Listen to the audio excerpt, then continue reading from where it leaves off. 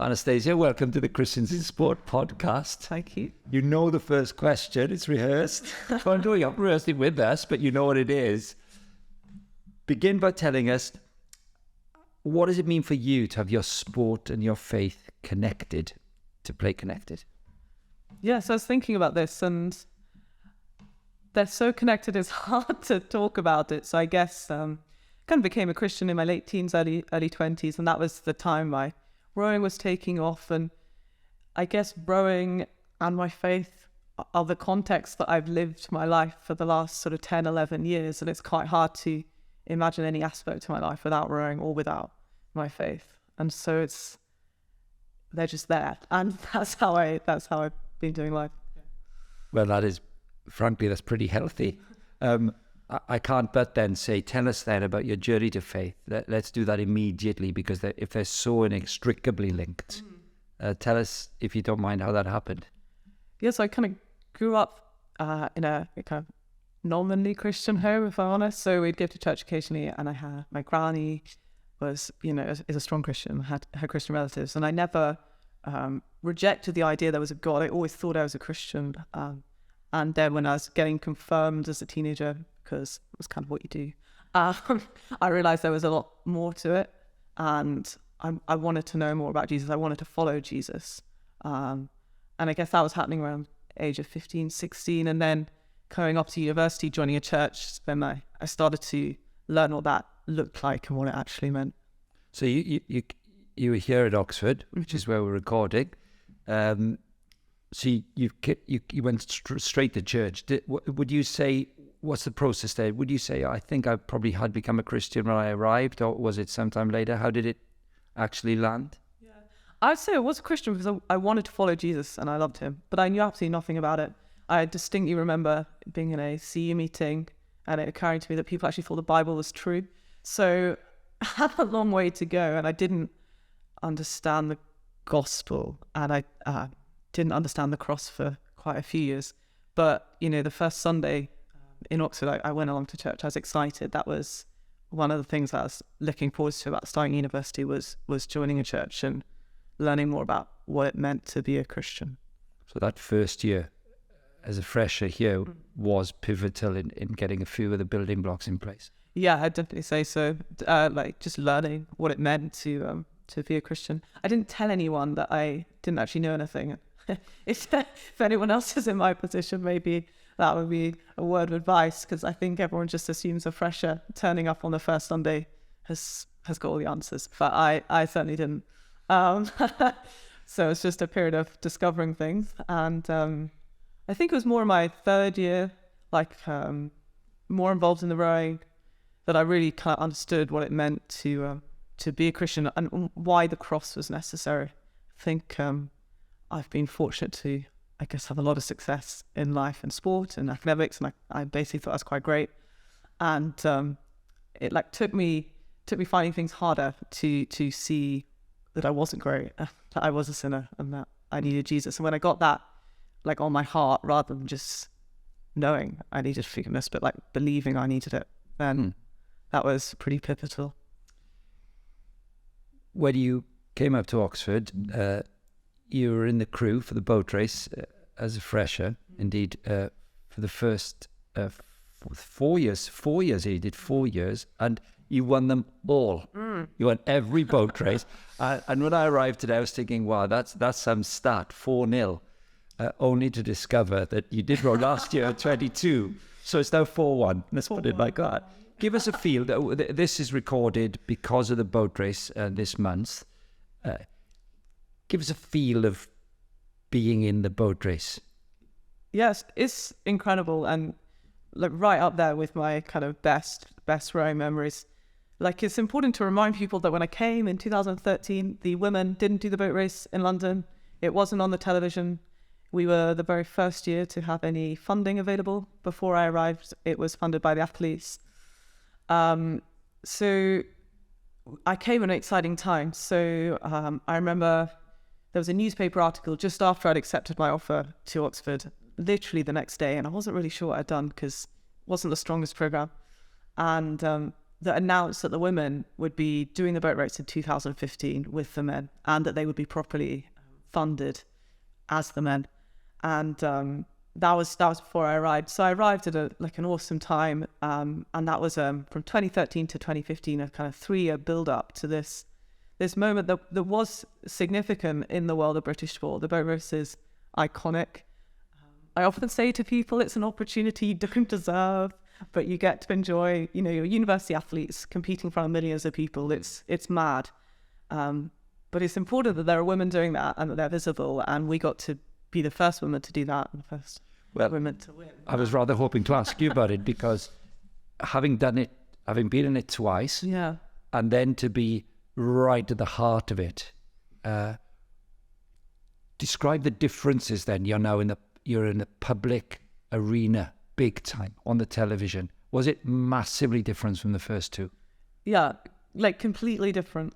Elements were similar, so we had the same coach, and she was really passionate about women's sport, and she'd really driven into us the significance of what we were doing from the first day in September 2012. And so that culture of the team, realizing that we were building towards this massive moment for women's sport, that had been there for 3 years, but to actually be there in London on the television, it was mad. I was the president that year, so I had a lot of media, and we had some ridiculous events, like we got invited to like Women's Sports Personality of the Year and Times Sport, I don't know. So we were off to these award ceremonies and everything, and it was fun. But on the day, it's an experience that other rowers will never have, not even at the elite level, of walking out, and there are about 300,000 people on the banks and about 5 to 7 million people watching live on television, and it's surreal and it's exciting. And there's this moment that I think is quite special when you walk out from the boathouse and they're counting you down. They're like 5, 4, 3, for the telly, and you walk out and it's mad and you're so focused, but there's chaos everywhere. And then you push out onto the river. It's a big river, and you're out in the middle, and suddenly it's just you and your crew, like ready to do what you can do. And like that contrast I thought was pretty cool, of enjoying the excitement on the bank and then just being your unit ready to race. Must be amazing to be, you will always have been the president of the boat club in that first ever race of that magnitude. Well, I mean, that's in the record books, isn't that class? Yeah, it was. I'm just so grateful. The timing, was nothing of my own doing, and I feel that, God's been kind. Like it was an amazing experience, and I came along at such an exciting time for women's rowing. I was also the first schoolgirl to race at Henley in 2012. All of these milestones just fell at the perfect time for me, and I'm really grateful for that. Well, on to another milestone, which must have been an incredibly hard decision. In September 2016, you joined the GB squad. So that means leaving university 4 years in to your medical training with a view to getting ready for Tokyo 2020. That's a shift. I mean, that is a huge life decision. Would you mind talking us through a bit of that decision a little bit? And then what was the significant change from being an undergraduate rower here to being the GB squad? Yeah. I'll say I'm not a big dreamer, so I didn't necessarily see the change coming. Kind of, in most things, I'm quite a one day at a time kind of person, so I was doing my best and opportunities open up. And in the February of 2016, there was a trial for people not going to the Rio Olympics, and I think I won that by 10 seconds, maybe a bit more. And I do remember thinking much of it, rather than just being satisfied and then cracking back on with medical school and the boat race. But in the summer, towards the end of my 4th year of med school, I was really struggling with the recovery side. So just, getting up, training before, then cycling up the hill to Headington. So it's just not an insignificant training cycle. Then being on my feet all day, following the consultant around the hospital, then kind of skiving off at lunchtime, hoping no one would notice, cycle back to training. And I wasn't recovering, so I was passing out quite a lot. I was exhausted. And it was only then that it occurred to me that that just rowing would be a solution. And I only had a couple of weeks really to sort it out before the 5th year started. But the med school were super supportive. They said, you can have a year, and if it looks like you're good at the end of the year, then you can have more years. And so that was our agreement. And then my parents are quite laid back. But my dad did say to me, oh, I never thought you'd earn any money anyway. But he loves it. But I just announced to them that was my plan, and they were like, okay. So everyone was supportive and laid back, and maybe saw it coming before I did. I don't know. Well, they obviously did. If you smashed it by 10 seconds in February. How big a change was it? So, I mean, you're fainting because you're trying to do everything. What were the physical demands? Were they harder? Yeah, in one sense harder, like huge volumes of training. And I was probably the only one who hadn't been rowing at a high level before. So lots of people were joining the senior team for the first time, but they maybe had a year between university and that rowing at club level at the top level. So I went from training 10 times a week for the boat race to training 3 times a day. And even the training I was doing, the sessions were longer. A lot of the stuff in the gym, and I'm very small for an open weight rower. And I remember the weights coach just watching me try to squat, just like, horrified. Like, how had someone got themselves onto the team without being able to squat? And I was there with the bar, basically, learning how to do all of that for the first time. So it was a huge step up in terms of training. And, I think I'd probably been the least professional before the start of that season. But also because I had come from quite a low training base, relatively, I made really quick progress, and it was an exciting time. I went from being the kind of lanky one, probably to have the last invitation on the team, to finishing at the top of the trial system. So not first, but high up. And the coach he said to me, like, I wasn't sure about you, didn't know if you'd be any good. But yeah, this has gone well. So that first year was exciting, just because I could focus on my rowing. I was doing a lot more. I was getting better fast. I was traveling the world, racing at World Cups, and it was really exciting. Psychologically, is an entirely different aspect again, isn't it? When you're competing full time. And indeed, in your sport, you're training every day with the very people who are competing against each other for a seat in the boat. Mm-hmm. How different, good or bad, was that in relation to being an amateur? Really? Yeah, like completely different. And I think the first year, the excitement and the novelty for everyone, like a lot of us we knew after the Rio Olympics, pretty much everyone retired. We had a few returners. So we were all new, we were all going on training camp for the first time and going to the World Cup for the first time. And that somewhat settled the competitiveness, and we were all just pleased to be there.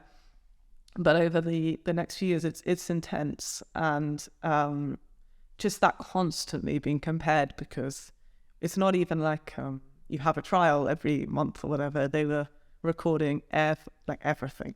So, every piece you did on the row machine, every piece you did on the water, every training session, what you're doing in the gym, what you weighed, it was all being monitored. And that kind of relentlessness of knowing that, like, oh no, today that person beat me, but usually I beat them, or, I finished in this position of my pair, but I want to be here.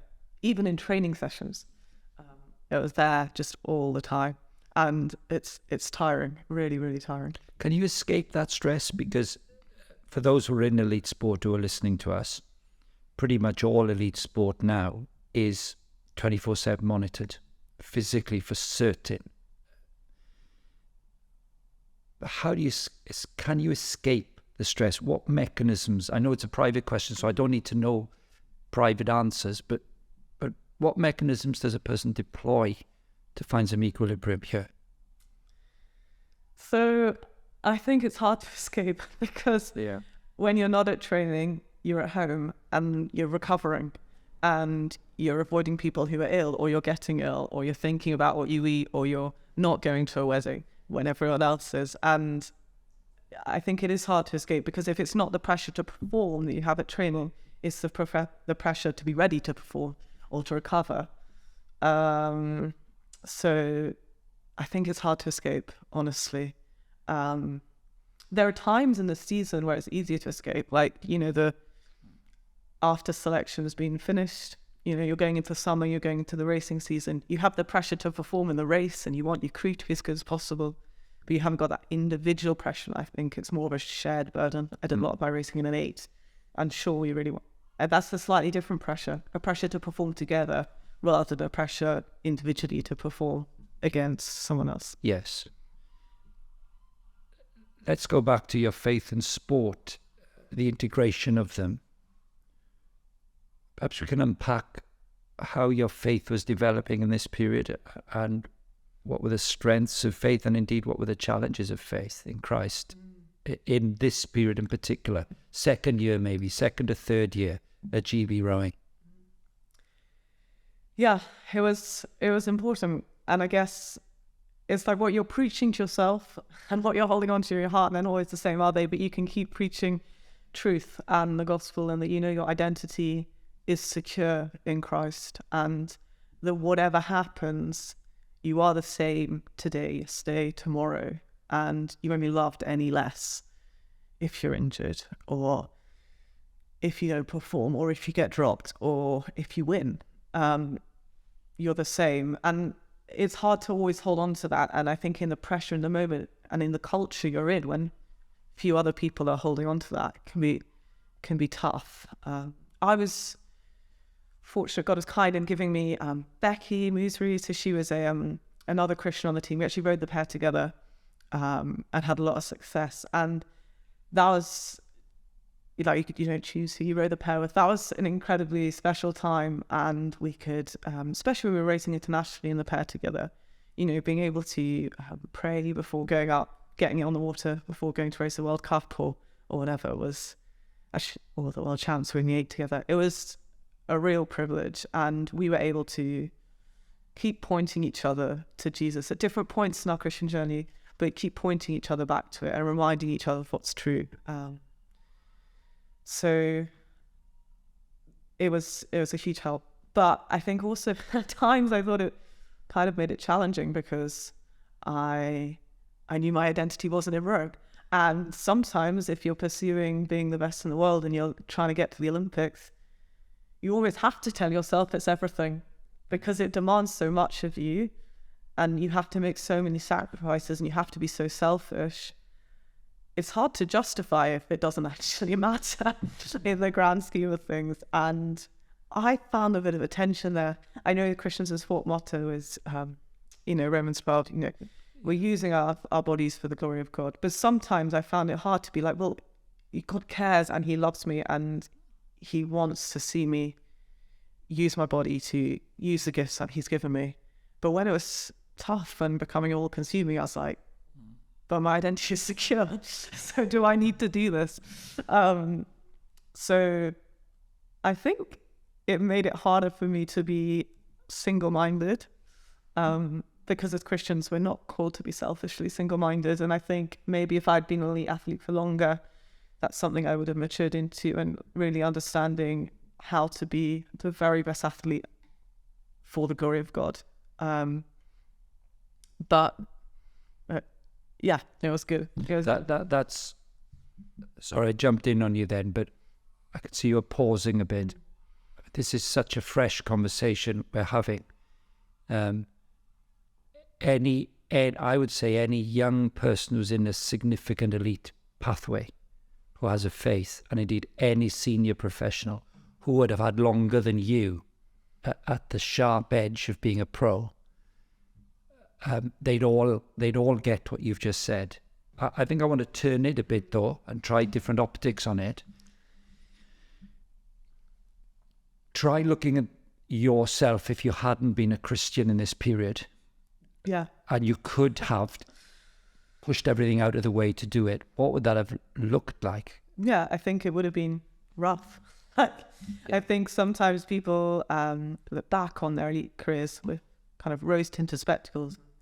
But I look back, and the longer I'm away from it, the harder I realise it was. And it was hard, and it was intense, and you're physically exhausted, and so you're emotionally exhausted. And without having my faith, I don't know where I would have got hope, but I don't know where I would have got security and peace when things were going wrong. And I was quite prone to getting injured. I'm kind of, said I'm a small rower, so I think that might be vulnerable to get injured. And, in those times of injury, just drawing on my faith and knowing that God is in control. And that's not a kind of flippant cliche. He is in control, and he's let this happen. And for whatever reason that's for, I'm where he wants me to be.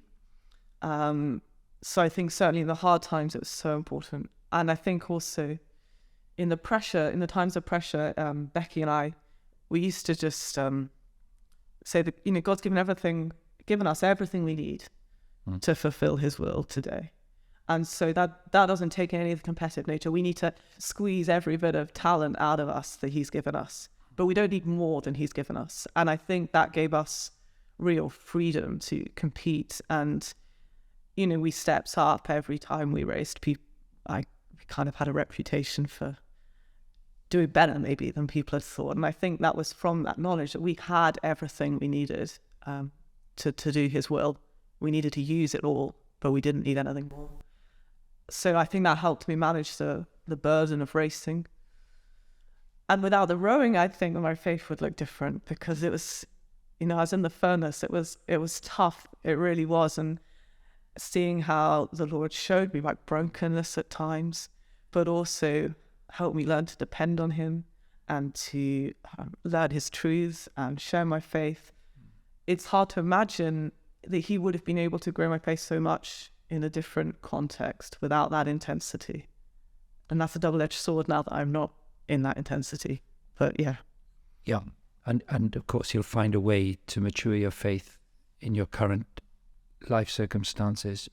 You articulate really clearly 4 things. And I'm interested to see what you make of this sort of research that we've done into the experience of Christian elite athletes. The data from that research shows us there's probably 4 things in play. 2 are internal or personal. You're expected, if you play at the elite level, compete at the elite level, to get your fulfillment from the game, as it were. And you're expected to get your security from fitting in with the coach and your peers. Conversion to Christ tends to show that there's a willingness to take both of those on without losing your edge. Your fulfillment's first in him, and your security's in him. But the result of that often is a third thing, which is, if you're authentic in that, it leads to conflict. And it can lead to conflict at elite sport level, in all sports. But having come through conflict, which is invariable, that authenticity does lead to a witness where people will see that you can compete to the uttermost, hold your nerve on what's right and wrong, and will quietly come to you and say, could I talk to you about something personal? And it's about faith, to do with life and circumstances and so on. Did you find any, it's a 4-year window, isn't it? Did you find that your authenticity did draw? You're a humble person. You're not going to just tell me yes. Your authenticity drew conversations in that context? Yeah, it was such a hard environment. And I think the tiredness coming away from it, I realised, is pretty central to why it was so hard. And I was so aware of my sin, and I just wasn't, I think what I was aware of in that time was that I could say the wrong thing, and I could be nasty, and I could upset people. And that was all from that burning intensity. And yet the Lord still used that. And I wasn't witnessing because people saw something of Christ in me, sadly. I was more witnessing when I could share that Christ was the answer to my brokenness. And that could be really painful at times, that I was just so aware of messing up or saying something unkind, because it's such an intense environment living and training with the people you're competing against. But it did give me opportunities to say why, as a Christian, I could acknowledge my sin and my brokenness and the hurt that it could cause at times. And yet I have forgiveness, and so can others. And that is a hard way to share your faith. But I think it was often probably some of the way that I did. And I guess I had other opportunities throughout my rowing career where God brought people into my lives who were raised Christian, but maybe had actually kind of not been into church, let their faith fall away. And there was this mutual encouragement where I was excited to be a new Christian, and they had all of the teaching and the knowledge of what it looked like to be a Christian. And at each stage of my rowing career, I can think of someone who the Lord used to teach me so much, but also who he used me to get them back into church and get them on fire again for their faith. And didn't necessarily see anyone come to faith, but to a number of people like that was like a real privilege and so special. How tough then was the decision when the Tokyo Olympics were postponed during COVID to step out? Because by this point you would have had to go 5 years out of medical school, and you made the decision that you really couldn't do that, and you're going back to training. Tough? The decision wasn't tough, but I guess the fallout for the decision took some time. So I think I'm not a big thinker, so I just looked at it and I was like, you know what? The med school want me back. There's another year, and we don't know what's going to happen.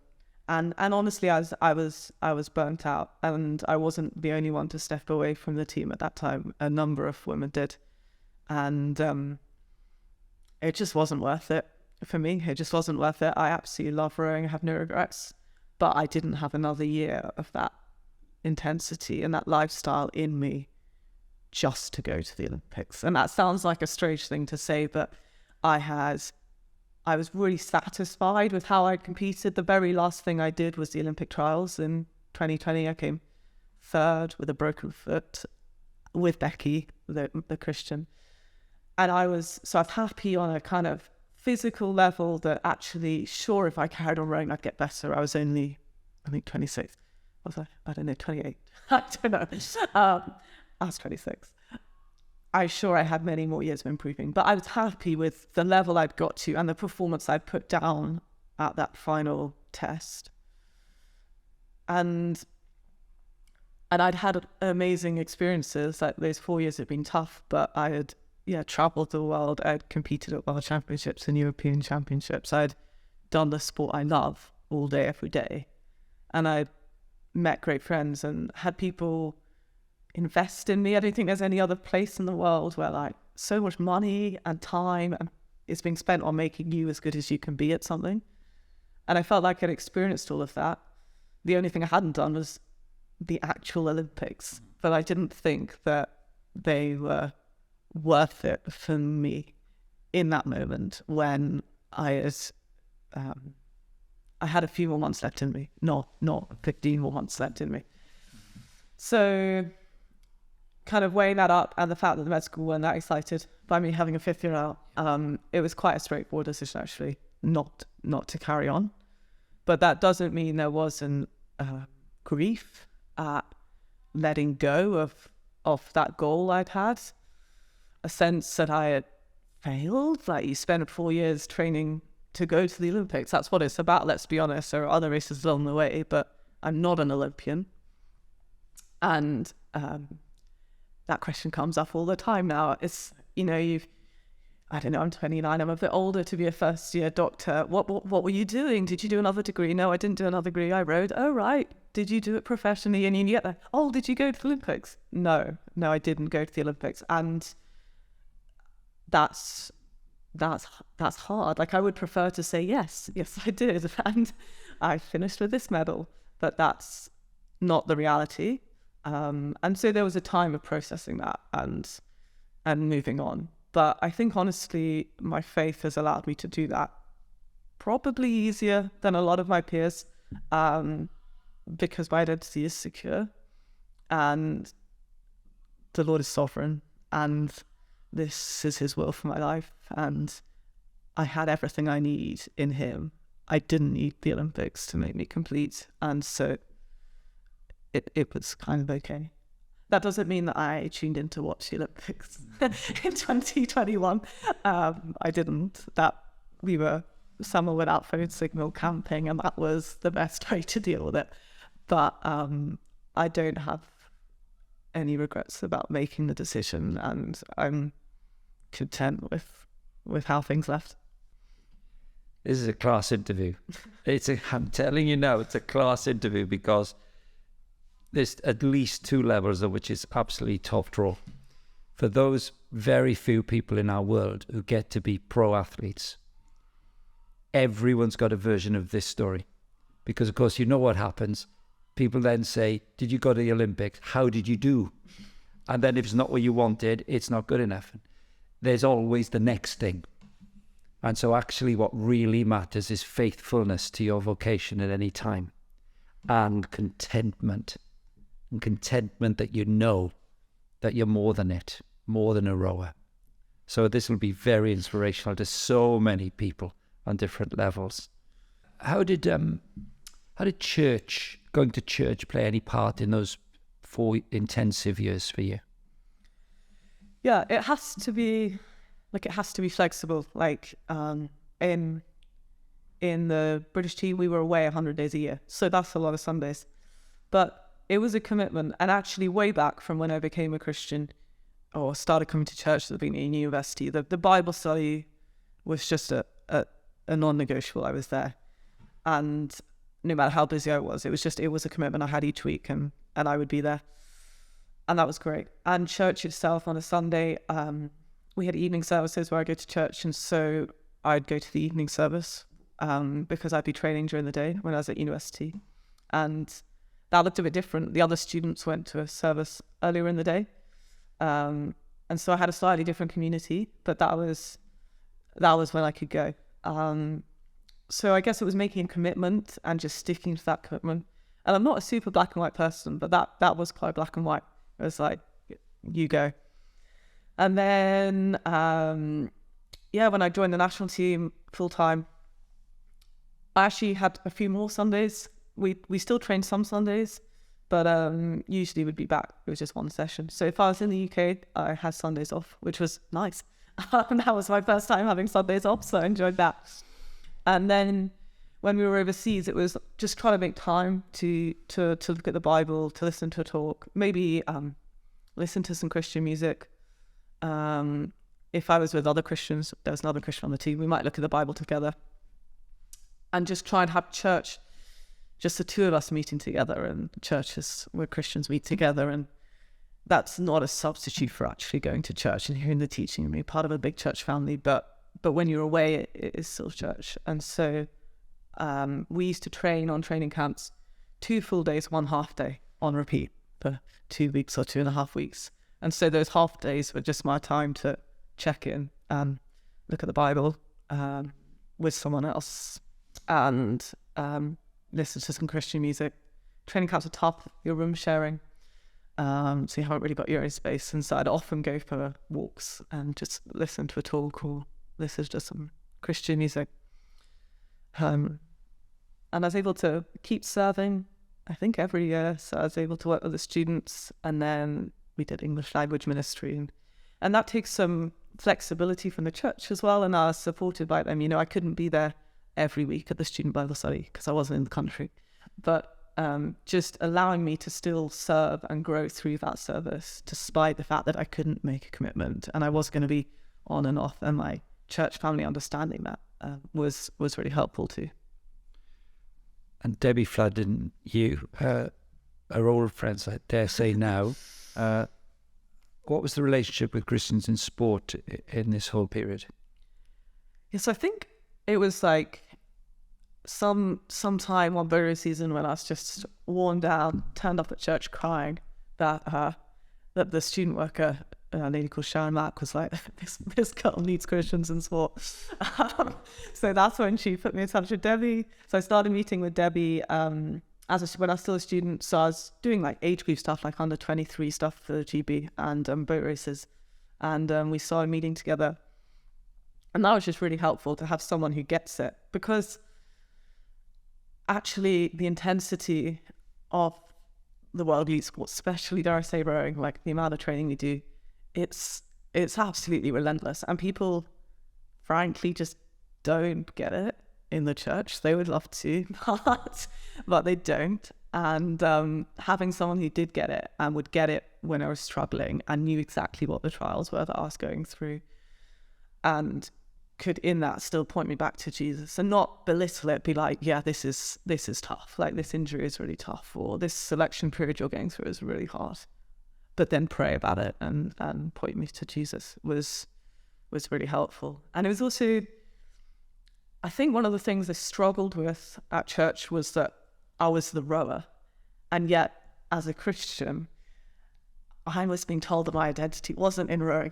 At church everyone just knew me about rowing, and they'd always ask me about rowing, and I was like, can you help me here? Like, I'm trying to have my identity in Christ, not in rowing. And that's something I really struggled with, or just found frustrating, to be honest. And it's also just your life, isn't it? So it's not very exciting for me that I'm good at rowing, even if it's exciting for other people. So, but Debbie is better at rowing and is a Christian, and just being able to just have for her to be completely unimpressed and just talk about life as a Christian was really helpful too. Meanwhile, here we are at the Falcon Boat Club, brand new, looking out on the river behind us.